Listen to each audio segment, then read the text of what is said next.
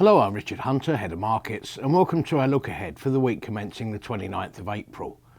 Of course, inflation and interest rate outlooks do remain on the minds of investors, and of course, we're in the quarterly earnings season, which is now very much in fourth gear. Pretty much so far, so good.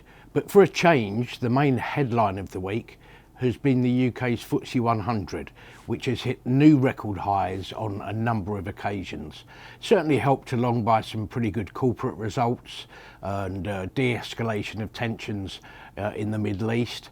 But also there's this feeling that perhaps it's going to be recognised for being the undervalued market that it has been for some time now, indeed the UK as a whole in comparison with many of its global peers.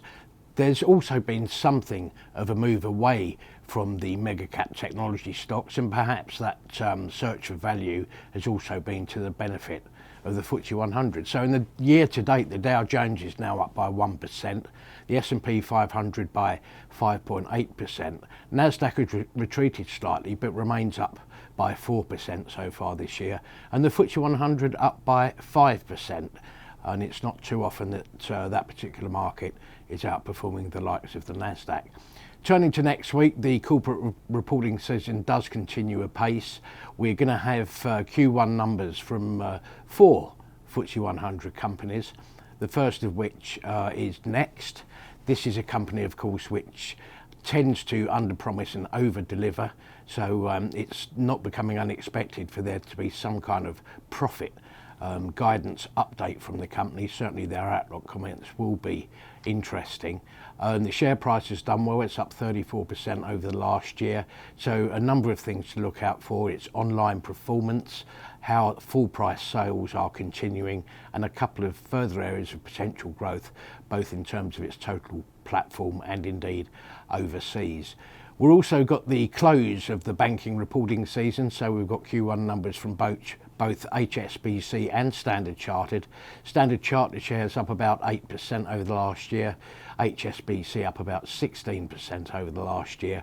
Obviously China's going to be a focus here, and when we heard last from HSBC, there was quite a messy final quarter, including some impairments which related to China. So let's see if we get any update on that.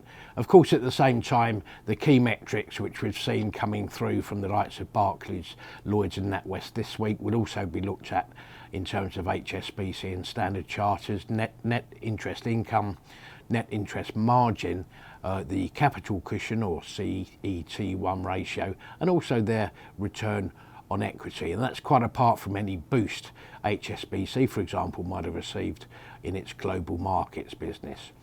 And finally, there's also Q1 numbers from Shell. Share price up by 19% over the last year, and indeed 13% in the year to date, partly driven by the fact that the oil price, based on previous geopolitical tensions, has risen by 16%. So again, the things to look out for from Shell, the likes of refining margins, oil trading and volumes, quite apart from its net debt position, and of course, as ever, whether it's going to be announcing any more share buybacks or indeed increasing the dividend at all. The current yield of 3.8% is just about in line with that of the FTSE 100 as a whole.